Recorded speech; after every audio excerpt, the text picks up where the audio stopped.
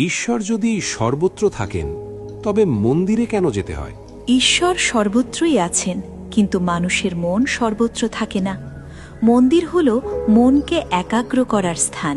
মূর্তি কি ঈশ্বর? না, মূর্তি ঈশ্বরের প্রতীক। যেমন ছবি মানুষ নয়, কিন্তু মানুষকে মনে করিয়ে দেয়। ঈশ্বর কি রাগ করেন? ঈশ্বর রাগ করেন না। রাগ মানুষের অনুভূতি।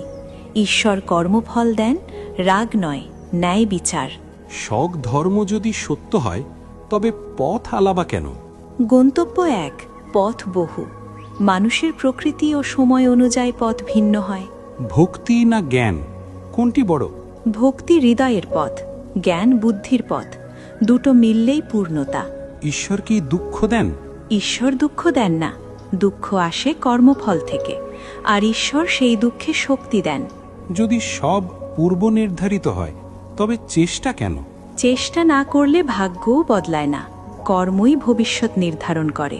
জন্মান্তর যদি সত্য হয় তবে আগের জন্ম মনে নেই কেন? মনে থাকলে বর্তমান জীবন অচল হয়ে যেত।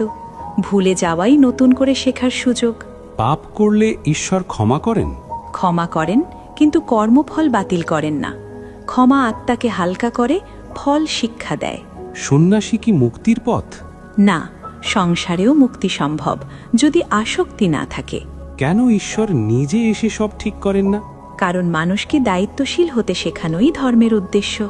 মৃত্যুই যদি সত্য তবে জীবনের অর্থ কি? জীবন হলো শিক্ষা, মৃত্যু হলো সেই শিক্ষার পরবর্তী অধ্যায়। ঈশ্বর কি ভয় পান?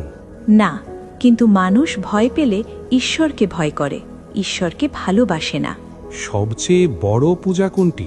নিষ্কাম কর্ম ও করুণা, এটাই শ্রেষ্ঠ পূজা। ঈশ্বর কোথায় থাকেন? যেখানে অহংকার নেই, সেখানেই ঈশ্বর বাস করেন। হরে কৃষ্ণ।